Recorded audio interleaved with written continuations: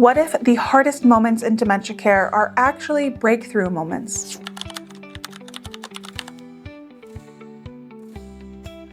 Hi, I'm your host Alexandria, and in this video I talk about myths, reframes, and person-centered care with Chelsea Sacher, the Regional Director of Programming and Strategic Partnerships at Fox Trail Memory Care. Chelsea is certified through NCCDP as a CDP, a CADDCT, a CDCM, and a CDSGF. Keep on watching. When it comes to myths and reframes and person-centered care, there's always these aha moments that are a lot of fun to talk about because it's a great learning tool. So we change the words, we change the outcome. It's as simple as that. Let's try to trade a few common myths for language that actually works. So then what are some myths in dementia care and how can we reframe them? So the words we use can actually shape the way we give care. Reframing can help reduce conflict. It can help to calm people. At the same time, it's protecting their dignity and helps us see the real person and not just the task. So myth number one is when you hear they're refusing. That often means they can't yet, or they need a different cue. Wandering can be purposeful movement, and we like to create our environment for them to safely wayfind around our home. They may be searching for someone or somewhere or something familiar. When we reframe, then our interventions change. So for example, you may have someone who is looking for their keys and they're like, where are my keys? I can't find my keys. I need to get to my car. I'm like, sorry, your car is in the shop. It's having its oil changed. I'm finding something that is familiar, something that is believable, something they've experienced before. It really does allow, to bring the person out of a very chaotic scene in their head to return sort of like, oh, okay, I forgot about that, Reframing is really important to help keep everybody in the green zone. I feel like a big part of that is that's basically what reframing is, but changing your perspective and not being so tied to how you're viewing it as the caretaker, but putting yourself in their minds of, okay, they're in the situation. Why wouldn't they want to go along with this or do this? Oh, maybe because of this, or just trying to open your eyes to what someone else is going through. Yeah, you're meeting them in the moment, actually meeting them in the moment. So if, they're looking for their keys, then, that simple, sorry, your car is in the shop can really go a long way. Or I'm meeting my husband for dinner, I have to leave because I have to go meet him at the restaurant. He told me to meet him at the restaurant, and I'm like, well, it's kind of raining outside, and I don't think we have an umbrella. So maybe we wait for the weather to clear, and then you can walk to the restaurant. And it buys you some time. At this point, then you're able to find something to take their mind off of things. Maybe it's a snack, maybe it's an activity, depending on the time of day. Maybe it's time to start getting ready for bed, something that is routine and familiar to them, and then could really help change the mood. So kind of going along with that, how could someone de-escalate a situation if it's getting a little, chaotic, stressful, if there's any agitation? How can the caretaker bring the situation down? So it's another aha moment, right? We're always looking for different ways to de-escalate situations. I like to say we keep our residents in the green.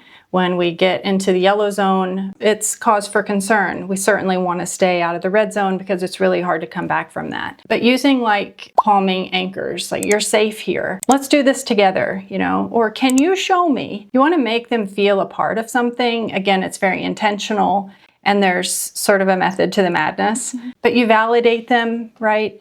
And you partner with them and you invite them to become a part of the solution. Instead of arguing about the reality, then you're falling into their narrative in the moment. That can really help de-escalate things in a hurry. It sounds like, I'll always mention this before I say anything dementia related because I'm no expert and I don't work in this field, but from what I've been learning the past year, it seems to kind of go along with what I've learned about Montessori stuff, because I learned the difference between the caregiver versus care partner and wanting to partner with the person you're caring for rather than being I'm forcing you to take this and I'm giving you this care no matter what the situation is, but rather we're partnering in it and bringing them into the care themselves. It's a togetherness. Yeah, exactly. it's not me against you or they versus you. We're in this together, like as a team, as a unit. And when you have that kind of culture, then it's transformative. And then how does this align with person-centered care? So, we talk a lot about person-centered care, and really in the industry, you hear a lot about that as well. For us, it's about one life story turned into like a personalized cue. We really know our residents, and we know what makes them happy, if they like chocolate, if they like ice cream, what are their triggers?